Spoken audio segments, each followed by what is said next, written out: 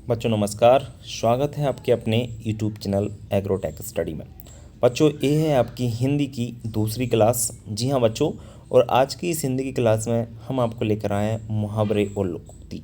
जैसा कि आपको पता है आपके एग्ज़ाम में आपके मुहावरे और लोकोक्ति से जो प्रश्न पूछे जाते हैं, यदि आप इस वीडियो को अंत तक देखते हैं तो आपके यहाँ से जो है मुहावरे और लोकोक्ति क्लियर हो जाएंगे। ठीक है बच्चों, तो ये दूसरी क्लास है हमारी हिंदी की। इससे पहले हम लोग पहली एक जो क्लास है वो पढ़ा चुके हैं, जिसमें बच्चों ने बड़ा अच्छा रिस्पांस दिया। बच्चों ने बड़े अच्छे प्रकार से पढ़ा हिंदी और उनको बड़ा अच्छा लगा। तो यह वीडियो भी हमने आपके लिए बनाया है। बस आप वीडियो अंत तक देखिएगा और आप अपने जो चीज़ों को अच्छी प्रकार से समझिएगा। ठीक है बच्चों, चलिए बिल्कुल आपका समय ख़राब नहीं करेंगे। बस एक बात कहना चाहूँगा, छात्रों अच्छी प्रकार से पढ़िएगा, आप मेहनत कीजिएगा और अपने सपने पूरे कीजिएगा। अपने माता पिता, अपने गांव, अपने आसपास रिश्तेदार जो भी हैं सभी का नाम रोशन कीजिएगा। अपना जो उद्देश्य बनाया है उसको पूरा ज़रूर कीजिएगा।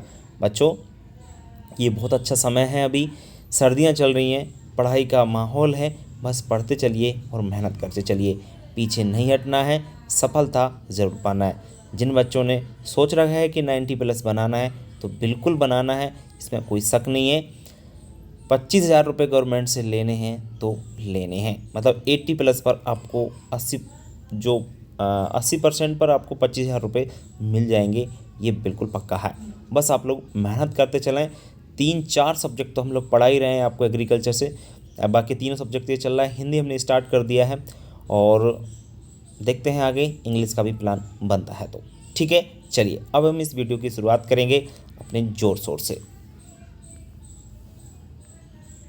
देखिए बच्चों, एक एक से हम लोग जो है मुहावरे लोकोक्ति लेके आए हैं और प्रयोग भी हमने लिए हैं साथ में, जिससे बच्चों को कहीं दिक्कत ना आए। बड़े अच्छी प्रकार से हमने चीज़ों को समझाने की कोशिश की है। देखिए आप लोग बच्चों, पहला जो मुहावरा है वो है अपना उल्लू सीधा करना, यानी होता है अपना काम निकालना। अपना उल्लू सीधा करने का मतलब होता है अपना काम निकालना।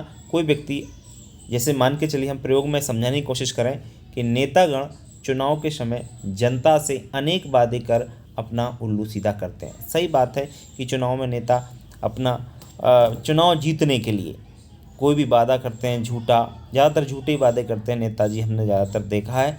तो वो अपना उल्लू सीधा करने के लिए ऐसा करते हैं कि वो जीत जाएं, उसके बाद उनका कोई मतलब जनता से नहीं रहता है। दूसरा है घी के दिए जलाना, बड़ा अच्छा है बच्चों, और हमने वही सब मुहावरे एवं आपकी लोकोक्ति लिए जो आज तक एग्जाम में पूछी गई हैं। इसे फोकट की हम चीज़ें लेते ही नहीं हैं, सिर्फ जो महत्वपूर्ण है वही चीज़ हम आपको कराएंगे। ठीक है, तो घी के दिए जलाना यानी होता है खुशियाँ मनाना। बच्चों श्री राम के वन से वापस अयोध्या लौटने पर नगरवासियों ने घी के दिए जलाए थे। जी हाँ, जो दिवाली मनाई जाती है, भगवान राम अयोध्या से 14 साल जंगल से, मतलब 14 साल वापस बाद जो है लंका जीत कर आए थे। तो तब हाँ, जो देशवासियों ने, अयोध्या वासियों ने कह सकते हैं, नगरवासियों ने क्या जलाए थे, घी के दिए जलाए थे। और आज पूरे देश में इसी उपलक्ष्य में दिवाली मनाई जाती है, आपको इस प्रकार से मालूम जरूर होगा। तीसरा है बच्चों 9-2-11 होना, यानी भाग जाना। 9-2-11 होना यानी भाग जाना होता है। इसका अगर प्रयोग हम लोग समझें तो किस प्रकार से हम लोग कह सकते हैं कि माली को आते देख आम तोड़ रहे लड़के 9-2-11 हो गए। जी हाँ बच्चों, कि कोई बाग है, उसमें कोई बच्चे चोरी से आपके आम तोड़ रहे हैं और माली को जैसे ही देखा तो 9-2-11, यानी वो देखकर भाग खड़े हुए। इसको बोलते हैं 9-2-11 होना। ठीक है, चलिए नेक्स्ट है आपका दांतों तले उंगली दबाना। जी हाँ, दांतों तले उंगली दबाना का मतलब होता है आश्चर्यचकित हो जाना। जी हाँ बच्चों, अगर हम इसका प्रयोग समझें तो विदेशी पर्यटक ताजमहल की सुंदरता देखकर दांतों तले उंगली दबा लेते हैं। जी हाँ बच्चों, जो विदेशी पर्यटक हमारे देश में आते हैं और ताजमहल तो देखते हैं, तो ताजमहल देखकर वो उंगली तले मतलब दांतों तले उंगली दबा लेते हैं, मतलब देखते हैं वाह कितना खूबसूरत है। ठीक है ना, इस प्रकार से हम लोग इस मुहावरे का प्रयोग करेंगे। पांचवा है बच्चों, बहुत इंपॉर्टेंट है, आस्तीन का सांप, वेरी इंपॉर्टेंट है। इसको बोलते हैं विश्वासघाती। विश्वासघाती मतलब होता है जयचंद आस्तीन का सांप है। इस तरीके से ये प्रयोग दे रखा है, वैसे सब लोग जानते हैं। आस्तीन का सांप वह लोग होते हैं जो हमारे साथ तो रहते हैं, लेकिन हमारे साथ रहते हुए भी वो हमारे साथ विश्वासघात करते हैं। हमारी हर बातों को, हर चीज़ों को जान लेते हैं, पहचान लेते हैं। उसके बाद हमारे दुश्मनों को वही सभी बातें बता देते हैं, विश्वासघात करते हैं हमारे साथ। ऐसे लोगों को आस्तीन का सांप कहा जाता है। ठीक है ना। दिखते हमारे साथ हैं लेकिन होते हैं किसी दुश्मन के साथ। ठीक है ना। ऐसे लोग आस्तीन का सांप कहलाते हैं। छठवां है बच्चों लकीर का फ़कीर होना। लकीर का फ़कीर होना यानी अपनी बात पर अड़े रहना। कोई ऐसी बात होती है जिस पर अड़े रहना। जैसे हम प्रयोग में समझेंगे कि बुजुर्ग लोग प्रायः लकीर के फ़कीर होते हैं। जी हाँ, जो बुजुर्ग लोग होते हैं उन्होंने जो कह दिया सो कह दिया, वह लकीर के फ़कीर होते हैं। उन्हें ये फ़र्क नहीं पड़ता कि हमने जो कहा है उससे सही है या गलत है। मतलब उन्होंने एक बार जो कह दिया वो कह दिया। आपके बुजुर्ग, आपके घर में भी बुजुर्ग होंगे तो वो लकीर के फ़कीर होते हैं, क्योंकि एक उनकी एक रेखा खिंच गई, एक लाइन खिंच गई, लकीर खिंच गई, वो सही है। वो अपनी बात से अडिग रहते हैं, अपनी बात पर बिल्कुल अड़े रहते हैं। ठीक है, चलिए आगे बात करें हम बच्चों। नेक्स्ट आपका है आकाश के तारे तोड़ना। आकाश के तारे तोड़ना यानी होता है असंभव को भी संभव कर दिखाना। असंभव काम है, इम्पॉसिबल को भी पॉसिबल करके दिखाना। बच्चों इसका प्रयोग हम लोग समझें कि परिश्रमी लोग आकाश के तारे भी तोड़ लाते हैं। जी हाँ, परिश्रमी लोग आकाश के तारे भी तोड़ लाते हैं। अब देख लीजिए, आप लोग भी उसमें आ सकते हो, आप भी आकाश के तारे तोड़ सकते हो। अगर आप मेहनत करते हो बच्चों, तो आप जो परसेंटेज है 95, 99 तक आप बना सकते हो, जो कि 99 और 95 बनाना एक असंभव कार्य है। लेकिन यदि आप मेहनत करते हो, परिश्रम करते हो, तो वो भी आपका संभव हो जाएगा। तो याद रखें, आकाश के तारे तोड़ना यानी असंभव को संभव करना होता है। आठवां है बच्चों राई का पहाड़ करना। राई का पहाड़ करना यानी बड़ा चढ़ाकर बयान करना। बड़ा चढ़ाकर बयान करना यानी राई का पहाड़ बना देना भी होता है कई बार, कि राई का छोटी सी बात को बड़ा करके दिखाना। जैसे प्रयोग की हम लोग बात करें तो स्वार्थी लोग राई का पहाड़ बनाकर बात को प्रस्तुत करते हैं। जी हाँ, स्वार्थी लोग कौन से होते हैं भाई? लोग जो अपने स्वार्थ के लिए, अपने स्वार्थ के पीछे छोटी सी बात को बड़ा बनाकर दूसरों के सामने पेश करते हैं, इसलिए इसको हम लोग राई का पहाड़ कहा जाता है। ठीक है ना। यानी बड़ा चढ़ाकर बातों को बताना। छोटी सी बात है लेकिन बताते हैं ये बहुत बड़ा, ऐसा है वैसा है। ठीक है ना। नवा है बच्चों, नवा पॉइंट आप देख सकते हैं यहाँ पर। नवा आपका जो पलके बिछाना, नवे मुहावरा है। पलके बिछाना का मतलब होता है स्वागत करना। स्वागत करना, देखिए हम अतिथि के घर आने पर पलके बिछा देते हैं। यदि हमारे घर कोई मेहमान आता है तो हम लोग पलके बिछा देते हैं, मतलब उसका स्वागत करते हैं, दिल से करते हैं। लेकिन आज का ज़माना तो कुछ और ही हो गया है। लोग स्वागत की बजाय कहते हैं कहाँ से आ गया यार, क्या दिमाग ख़राब करने, कौन क्या करेगा, इसका स्वागत करेगा, इसके साथ बैठेगा। आजकल कुछ अलग ही रिवाज होता चला जा रहा है, जो कि एक हमारी संस्कृति के खिलाफ है। आगे हम लोग बात करें, 10वां जो पॉइंट है काम तमाम करना यानी मार डालना। काम तमाम करने का मतलब होता है मार डालना। बच्चों शिवाजी की तलवार के एक बार ने ही दुश्मन का काम तमाम कर दिया। जी हाँ, काम तमाम का जो मतलब है कि मार डालना। शिवाजी की एक तलवार के बार ने ही दुश्मन का क्या कर दिया, काम तमाम कर डाला। ठीक है, चलिए बढ़ते हैं हम लोग आगे। नेक्स्ट है आपका 11वां सिर पर कफन बांधना। सिर पर कफन बांधना यानी मरने के लिए तैयार रहना। बच्चों प्रयोग है इसका, सैनिक सिर पर कफन बांधकर चलते हैं। जी हाँ बच्चों, आपको पता होगा कि हमारे सीमा पर जो सैनिक लगे हुए हैं उन्हें आज से कल की भी पता नहीं है, उन्हें आज से कल की चिंता भी नहीं है, भय भी नहीं है, डर नहीं है। वो आपके लिए हमेशा सिर पर कफन बांध कर रखते हैं, हमेशा सिर पर कफन बांध के रखते हैं। जो फौजी होते हैं, सैनिक होते हैं, हमेशा सिर पर कफन बांध के रखते हैं। ध्यान रखना, हमेशा रहते हैं अपने बलिदान, अपने देश के बलिदान के लिए। आज वो जो रक्षा कर रहे हैं ये हमारे लिए बहुत बड़ी बात है।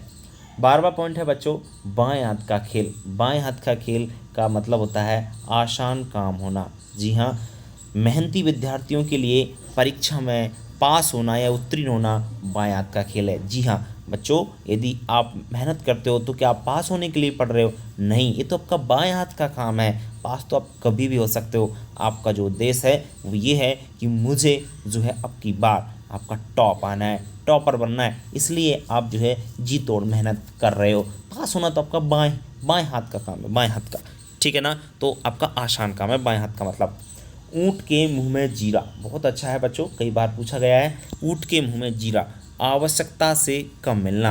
आवश्यकता से कम मिलना का मतलब होता है ऊँट के मुंह में जीरा। बच्चों ये जो मुहावरा है, लाखों का लाभ करने पर 50 रुपये का पुरस्कार मिलना, ऊँट के मुंह में जीरा नहीं है तो और क्या है। सही बात है, किसी व्यक्ति ने आपको लाखों का फ़ायदा पहुंचा दिया और उसको आप 50 रुपये इनाम दे रहे हो, तो ये क्या है, ये वही है कि ऊँट के मुंह में जीरा, ठीक है ना। चलिए, तो आपको समझ में आया कि ऊँट के मुंह में जीरा क्या होता है। मतलब आपका इतना बड़ा पेट और कोई आप एक को एक रोटी दे दे तो क्या आपका पेट भर पाएगा, नहीं ना। तो इसी को बोलते हैं ऊँट के मुंह में जीरा, ठीक है। चलिए आदि नेक्स्ट बात करते हैं 14 आपके पॉइंट की ओर। नेक्स्ट है आपका अंधों में काना राजा। बच्चों अयोग्यों के बीच थोड़ा योग्य व्यक्ति होना, मतलब बहुत सारे लोग अयोग्य हैं, वहाँ पर कोई अगर थोड़ा सा योग्य है तो उसे अंधों में काना राजा कहते हैं। इसे हम प्रयोग में बात करें कि गांव के अनपढ़ लोगों के बीच मिडिल पास मोहन अंधों में काना राजा था। जी हाँ, एक उदाहरण है कि गांव में ज़्यादातर लोग, हम लोग देखते हैं कि पुराने ज़माने, आजकल तो नहीं रहता ऐसा, ये पुराना ही है मुहावरे लोकोक्ति, आज के थोड़े ना। तो वही बात है कि गांव के अनपढ़ लोगों के बीच मिडिल पास मोहन क्या था, अंधों में काना राजा। कि मिडिल भी कोई बड़ी बात नहीं है आजकल, ऐसे ही आपके आजकल तो नहीं, पहले भी मिलते थे मिडिल जो भी है। पीठ दिखाना, 15वां आपका है पीठ दिखाना। पीठ दिखाने का मतलब होता है डर कर भाग जाना। वैसे रानी लक्ष्मीबाई ने कभी भी युद्ध में पीठ नहीं दिखाई, कभी भी रानी लक्ष्मीबाई ने क्या नहीं दिखाई, युद्ध में पीठ नहीं। बहुत ही हमारी रानी लक्ष्मीबाई क्रांति जो योद्धा थी, बहुत अच्छी योद्धा थी, जिन्होंने कभी भी अपने देश से पीछे नहीं हटी और युद्ध में कभी भी उन्होंने पीठ नहीं दिखाई। ये हमारे लिए बहुत बड़ी बात है। उन्हीं की आज बहुत सारे क्रांतिकारियों की वजह से हम लोग स्वतंत्र हैं, हमारा देश स्वतंत्र हुआ, जिसमें लाखों लोगों ने अपनी जान का बलिदान दिया था। सब लोग इस चीज़ों को जानते हैं। ईद का चांद होना। बच्चों ईद का चांद होना यानी बहुत कम दिखना। सुनील के बहुत दिनों बाद अचानक मिलने से दिनेश ने कहा कि तुम तो आजकल बिल्कुल ईद के चांद हो गए हो। बिल्कुल, कोई व्यक्ति ऐसे बहुत दिनों बाद हमको दिखता है तो हम लोग भी उससे बोलते हैं क्यों भाई आप तो ईद के चांद हो रहे हो, है ना। तो वही बात है, ईद का चांद का होना का मतलब होता है बिल्कुल अचानक कभी कभी मिलना या कभी कभी दिखाई देना, उसे बोला जाता है ईद का चांद, ठीक है। 17वां है आपको बच्चों आंखें चार होना। आंखें चार होना, सामना हो जाना या प्रेम हो जाना। जी हाँ, इसका मतलब होता है या तो हमारा सामना हो जाए किसी से या किसी से प्रेम या प्यार हो जाए। तो किसी से आंखें चार होने पर बतियाना ही पड़ता है। मतलब यदि कोई व्यक्ति हमारे सामने आ ही जाए, वो हमसे आंखें मिला रहा है, तो यहाँ तक कोशिश रहती है कि हम उससे बात ही कर लें या बात ही करनी पड़ती है। इस प्रकार से इसका मतलब निकाला है। 18वां है बच्चों अंधे की लाठी होना। जी हाँ, अंधे की लाठी होना यानी एकमात्र सहारा होना होता है। अंधे की लाठी का मतलब होता है एकमात्र सहारा होना। बच्चों प्रयोग में जैसे हम समझे आज्ञाकारी संतान जो होती हैं, मतलब आज्ञाकारी जो पुत्र होते हैं, उम्मीद करता हूँ आप लोग भी आज्ञाकारी पुत्र हो गए, अपने पुत्री हो गए, जो भी अपने माता पिता के लिए अंधे की लाठी साबित होते हैं। जी हाँ बच्चों, आज्ञाकारी जो संतान होती है, जो अपने माता पिता की बात मानते हैं, अपने माता पिता के लिए हमेशा वो अंधे की लाठी साबित होते हैं। क्योंकि बेटा एक बात हमेशा आप लोग याद रखना, माता पिता हमारे लिए सर्वोच्च हैं, वो ही हमारे भगवान हैं। किसी भी मंदिर में कहीं भी आप भगवान हैं तो आप कहीं भी जाने की ज़रूरत नहीं है आपको, ना मंदिर में, ना मस्जिद में, ना ही गुरुद्वारे में। आपके जो भगवान हैं तो वो हैं हमारे माता पिता, बस उनको पूजिए, आपको कहीं भी जाने की ज़रूरत नहीं है बच्चों। उनकी सेवा कीजिए और अगर बूढ़े हैं तो सेवा कीजिए, और यदि अभी अच्छे हैं तो अच्छी बात है, उनकी बात मानिए और हमेशा जो भी वो कहते हैं उनकी आज्ञा का पालन ज़रूर कीजिएगा, ठीक है। ये बातें कुछ जनरल होती हैं, उनको हमको ध्यान रखना बहुत ज़रूरी होता है। क्योंकि देखिए स्कूलों में हम जाते हैं, आजकल संस्कारों पर सबसे ज़्यादा असर पड़ रहा है। हम इन चीज़ों को अच्छी तरह समझते हैं कि हम संस्कार जो है ना सीख नहीं पा रहे हैं, बाकी मॉडर्न होते चले जा रहे हैं। तो मॉडर्न मतलब हो जाइए, मैं कोई दिक्कत नहीं है, मॉडर्न हो जाइए, कोई दिक्कत वाली बात नहीं है, लेकिन अपने माता पिता को बिल्कुल उनको भूलिए मत, उनको पूछिए, उनको समझिए, उनकी बातों को मानिए, उनकी आज्ञा जो भी है उसका पालन कीजिए, बिल्कुल, ठीक है ना। इन चीज़ों को ध्यान रखना अति आवश्यक है। चलिए बात करते हैं आगे। दांत खट्टे करना। दांत खट्टे करना मतलब होता है हरा देना। हरा देना यानी युद्ध में रानी लक्ष्मीबाई ने अंग्रेज सेना के दांत खट्टे कर दिए थे। युद्ध में रानी लक्ष्मीबाई ने अंग्रेज जब 1857 की जो क्रांति हुई थी, तो महारानी लक्ष्मीबाई झांसी की रानी थी, इन्होंने अंग्रेज़ों से युद्ध करते हुए ये ध्यान रखना, तो इन्होंने क्या, अंग्रेज़ों से जब लड़ाई हुई थी ना, लक्ष्मीबाई ने अंग्रेज़ों के छक्के छुड़ा दिए थे, अंग्रेज़ों के दांत खट्टे कर दिए थे। बहुत ही महान क्रांतिकारी योद्धा थी महारानी लक्ष्मीबाई। इस प्रकार का हम लोग उदाहरण दे सकते हैं दांत खट्टे करने का एक्चुअल मतलब क्या होता है। आगे हम लोग बात करें बच्चों, चार चांद लगाना। चार चांद लगाना, चार चांद लगाने का मतलब होता है शोभा दुगनी करना। जी हाँ, शोभा बढ़ाना या शोभा दुगनी करना। शोभा मतलब सुंदरता बढ़ाना, इस तरह की भी हम लोग कह सकते हैं कि उत्सव में मेहमानों की उपस्थिति से चार चांद लग जाते हैं। जी हाँ, कोई भी घर पर कार्यक्रम होता है, शादी ब्याह या जो भी कोई कार्यक्रम होता है, उससे मेहमान जो आते हैं ना, वो हमारे कार्यक्रम की क्या शोभा बढ़ा देते हैं, या वहाँ पर क्या लगा देते हैं, चार चांद उस कार्यक्रम में लगा देते हैं। ठीक है।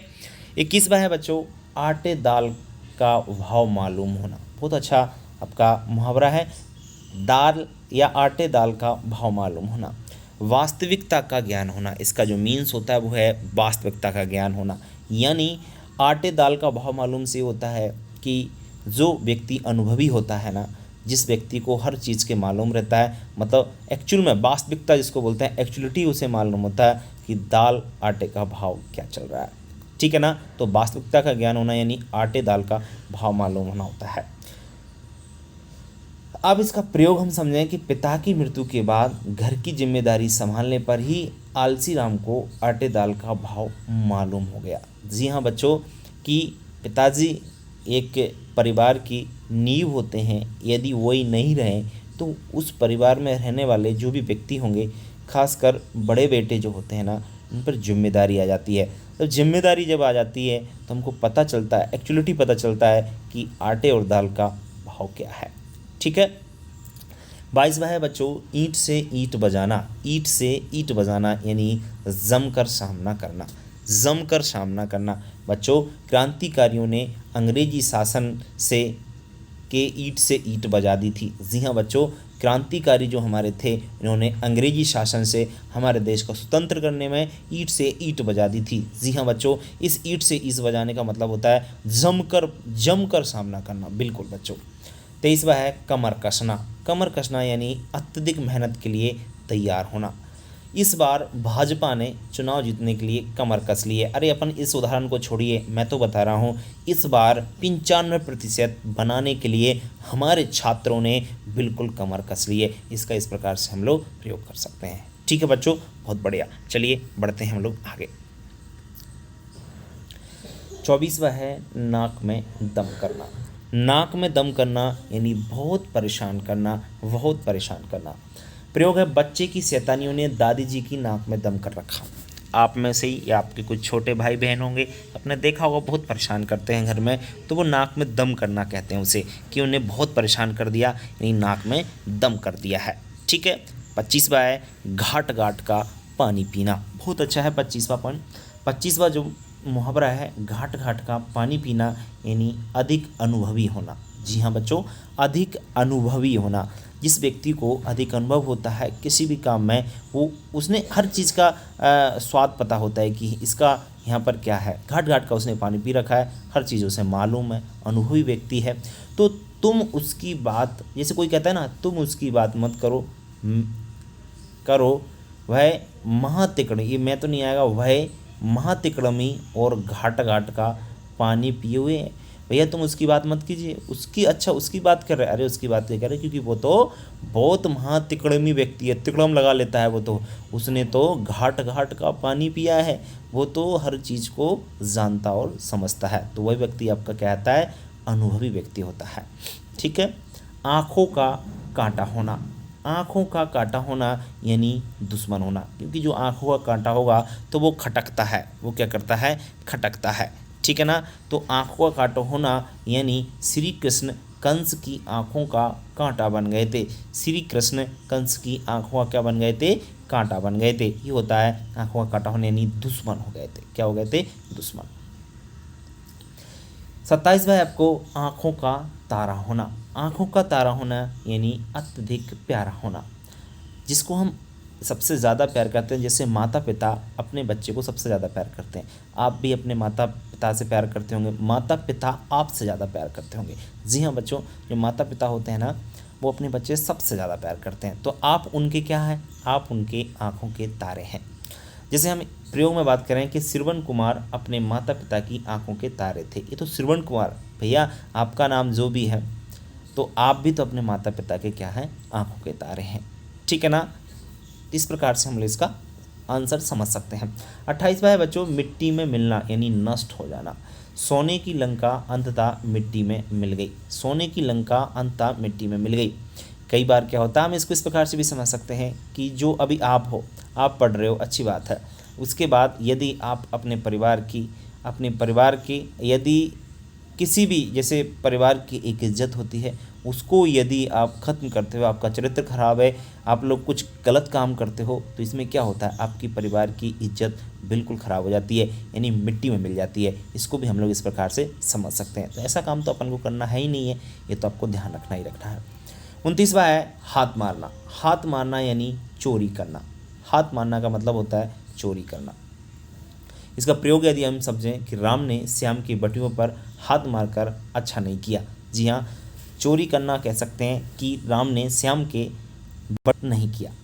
ठीक है। 30वां है बच्चों दूध का दूध और पानी का पानी कर देना, दूध का दूध और पानी का पानी कर देना यानी मतलब होता है इसका न्याय कर देना, क्या होता है, न्याय करना। अलगू चौधरी और जुम्मन शेख ने पंचायत में दूध का दूध और पानी का पानी कर दिया। जी हाँ, अलगू चौधरी और जुम्मन शेख की एक आपने पढ़ा होगा किताब में कहानी है, वही चीज़ यहाँ पर बताई जा रही है कि इस प्रकार से उदाहरण उन्होंने दिया है। ठीक है। नेक्स्ट है आपका उड़ती चिड़िया पहचानना, उड़ती चिड़िया पहचानना यानी मतलब होता है इसका भांप जाना। अब कुछ कहते हैं ना, जैसे जो अनुभवी लोग होते हैं गांव में वो उड़ती चिड़िया को पहचान लेते हैं, मतलब ये पहचान लेते हैं कि चिड़िया कहाँ जाएगी, किस पेड़ पर जाकर बैठेगी, मतलब उनका ये होता है। लेकिन इसका मतलब एक्चुअल में ये होता है कि अधिकारी उड़ती चिड़िया पहचानता था, वह समझ गया कि है बाबू हेरा फेरी में उस्ताद है, मतलब ये व्यक्ति जो है ना बाबू बैठा है ये हेरा फेरी करने में बहुत बड़ा उस्ताद है। गाँव में भी कहते हैं कि ये व्यक्ति जहाँ जा रहा है जो पहचान लेता और ये वहाँ पर जा रहा होगा, उसको 100% उसके बारे में श्योर पता होता है, मतलब उसने उड़ती चिड़िया को पहचान लिया। ठीक है ना। चलिए 32वां है धाक जमाना, धाक जमाना यानी रौब जमाना, क्या जमाना होता है, रौब जमाना होता है। भारतीय क्रिकेट टीम ने पाकिस्तान से मैच जीतकर अपनी धाक जमा ली है, क्या जमा ली है, अपनी धाक जमा ली है। ठीक है। आगे और बात करें, जैसे हम लोग 33वां है अक्ल का दुश्मन होना, अक्ल का दुश्मन होना यानी होता है मूर्ख होना। अक्ल के दुश्मन विद्यार्थी, देखो अच्छी प्रकार समझना, ये आपके लिए है बच्चों, अच्छी प्रकार से इसको समझना, ये बहुत ही इम्पोर्टेंट है। अक्ल का दुश्मन होना यानी अक्ल के दुश्मन विद्यार्थी अध्ययन के बजाय नकल पर अधिक भरोसा करते हैं। ये बहुत बड़ी उनकी भूल होती है कि वो सोचते हैं कि हम दूसरे बच्चों की नकल करके पास हो जाएंगे, तो वो अक्ल के दुश्मन है, मूर्ख हैं, क्योंकि पास तो हो जाएंगे, आगे उनका कोई रास्ता नहीं होगा आगे बढ़ने के लिए, वो वहीं पर आपके रह जाएंगे। ठीक है ना। अभी नकल कर सकते हो, बाकी आगे चल के आपका कुछ नहीं हो पाएगा, बिल्कुल आप वहीं के वहीं रह जाओगे, ये पक्का है। ठीक है। नकल से जितना दूर है उतनी ही दूर बनाए रखें आप लोग। नेक्स्ट है आपका 34वां आग बबूला होना यानी अत्यधिक गुस्सा होना। हनुमान जी की कटु उक्तियां सुनकर रावण आग बबूला हो गया था, सबको पता है। तो 35वां है गागर में सागर भरना यानी थोड़े में अधिक कह देना। बिहारी ने अपने धो में, दोनों में नहीं, ये धो होना चाहिए, धो में गागर में सागर भर दिया था, भर दिया है, ये भी बात सही। तो बच्चों 35 मुहावरे या लोकोक्ति मैंने इसके अंतर्गत रखे हैं, बहुत ही महत्वपूर्ण हैं सभी। ऐसे ये मुहावरे लोकोक्ति हैं जो आज तक जो भी एग्ज़ाम हुए हैं 10 साल के, उनमें ये प्रश्न पूछे गए हैं आपके, बहुत ही इंपॉर्टेंट है, इसलिए आप इनको ज़रूर याद रखिएगा, भूलना नहीं है, नहीं तो आपका लफड़ा हो जाएगा। इसलिए आप लोग अपने नंबर पक्के करने के लिए को ज़रूर समझें। यदि वीडियो अच्छा लगता है तो वीडियो को लाइक करें, अपने दोस्तों को शेयर करना तो बिल्कुल ना भूलें बच्चों। तो आज की वीडियो में इतना ही, कल फिर मिलेंगे नई वीडियो के साथ, तब तक के लिए नमस्कार।